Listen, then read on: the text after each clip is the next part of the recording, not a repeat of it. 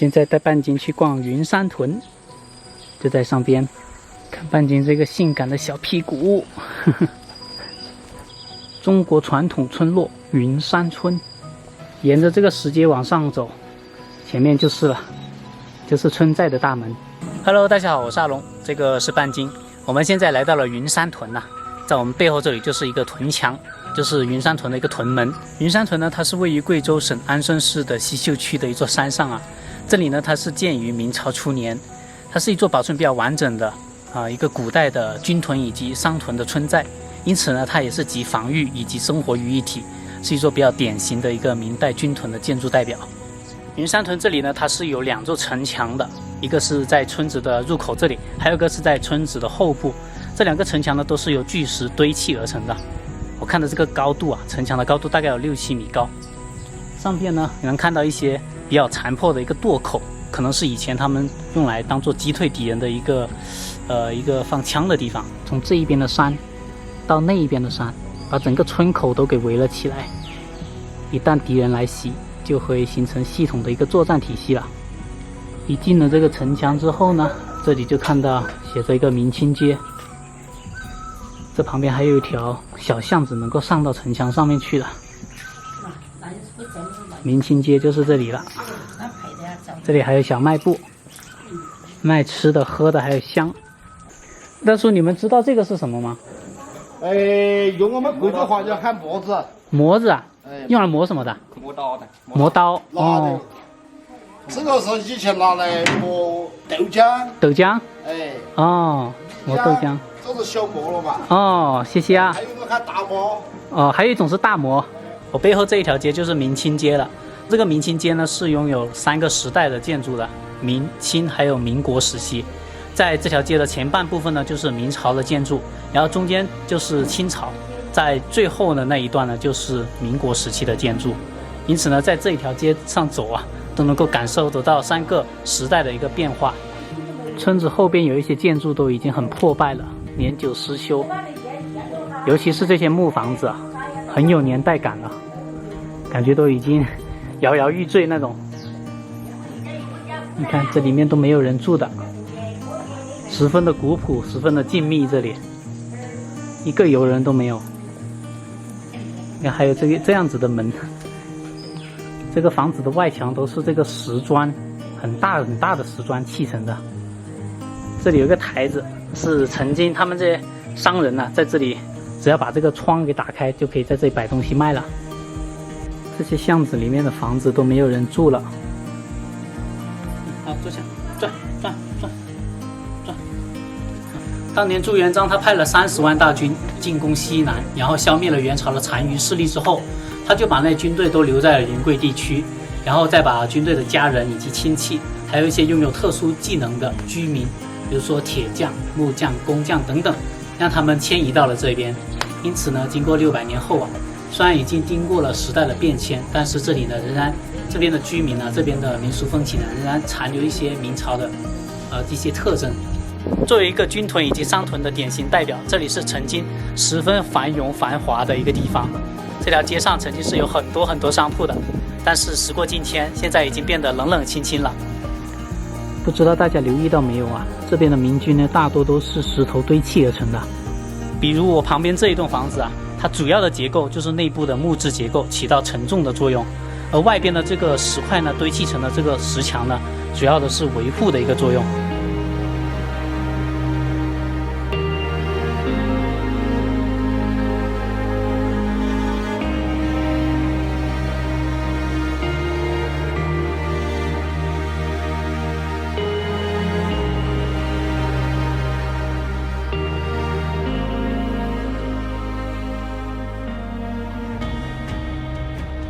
很多居民的房子都成为了危房了，拉起了警戒线，不让靠近。大叔，你是住这里的吗？我想问这个门是什么作用啊？为什么要建这么矮啊？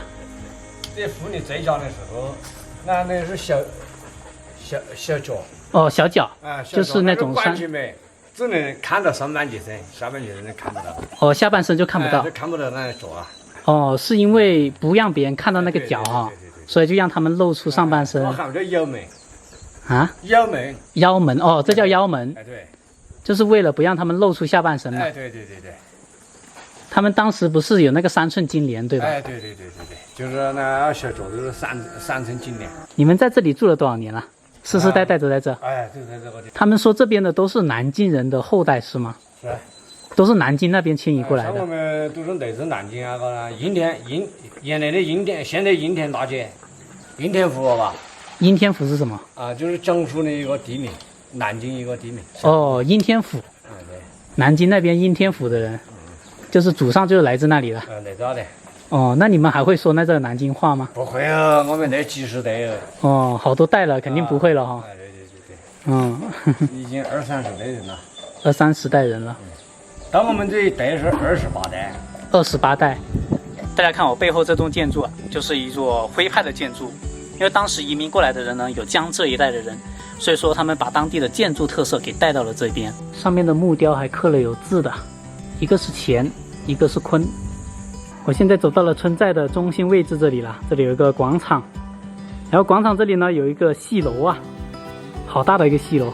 有戏楼的村寨其实并不多的，可见当时是有多么的繁华。这里上去这个戏楼戏台上面去看一下。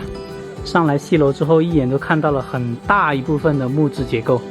你看这个顶部，这个戏楼上边的这个戏台很宽广啊，应该能够进行一些大型的戏剧表演。木质屏障背后还有一部分空间，应该是给那些戏子换衣服的。这上面还有一座寺庙，叫云鹫寺，是从这条山路爬上去的，爬到顶就看得到了。待会儿我飞个航拍上去拍一下。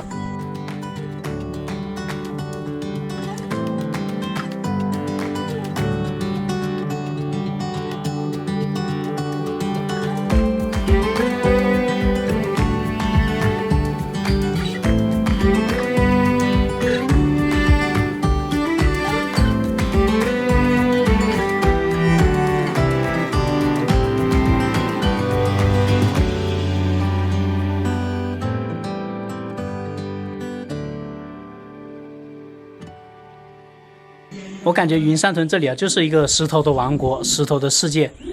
造物主呢，赋予当地的村民奇巧与灵性，然后当地的村民呢，就用他们的智慧，然后利用起这个每一块大自然赠予他们的这个石块，在这里堆砌成一个温馨的家园，塑造出一个艺术的王国。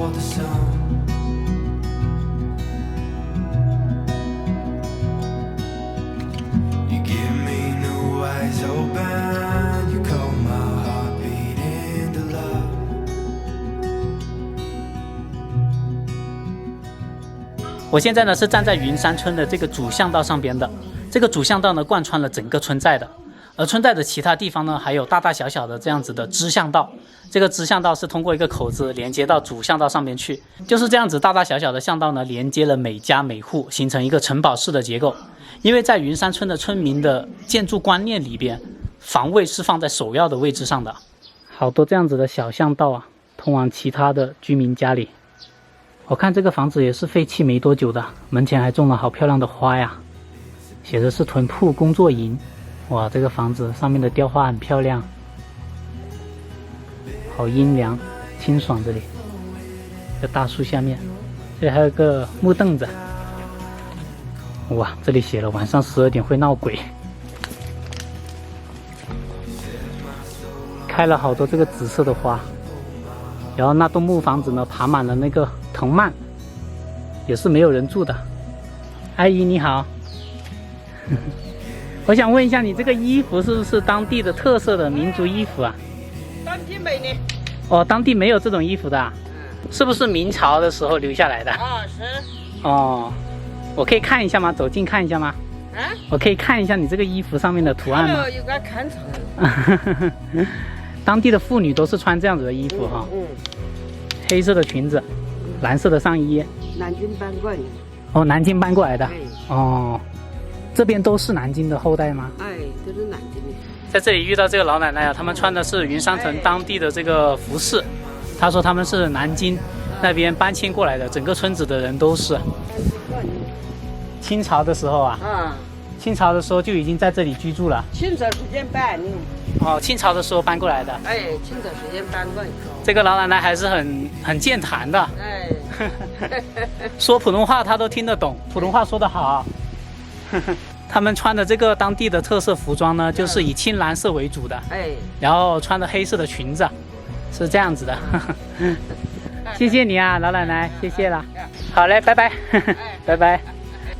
虽然已经过去了600多年了，但是当地村民的传统服饰呢，仍然沿袭着明清两代的这个服饰的特色，并且因为很久以前呢，贵州山区这边的交通条件是极其不便的，极大的减少了人员之间的流动，才使得当地的这个传统文化特色给保留了下来。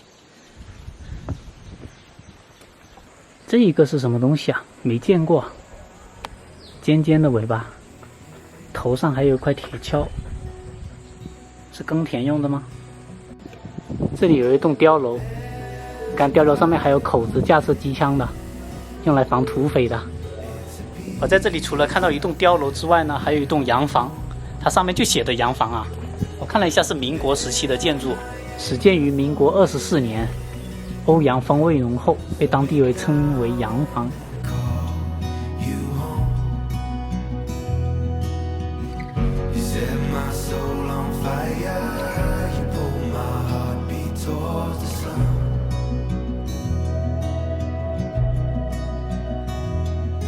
修缮过的房子还好啊，像这些没有人住的、没有人去修缮的房子，摇摇欲坠，随时都可能倒塌的，就是一栋危房。这里有很多这样的房子都列为危房了，拦起了这个警戒线。我在云山村里边呢，只看到老人，没。村里面有很多狗啊，看见半斤在叫了，赶紧把半斤带走。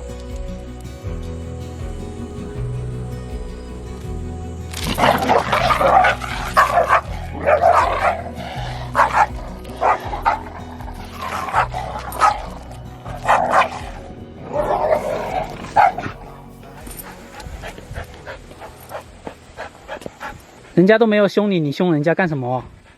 他只是在闻你的屁股啊！你凶他，他才凶你的，知道吗？这个红色的是什么？你被咬了吗？你抓伤他还是他抓伤你啊？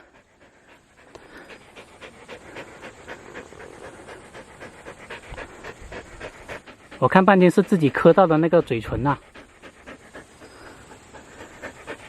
应该不是被对方咬到，都没看到对方咬到他。刚刚半斤被吼的那个地方啊，就是村落的尾部了。也就是说，我已经逛完整个村落了。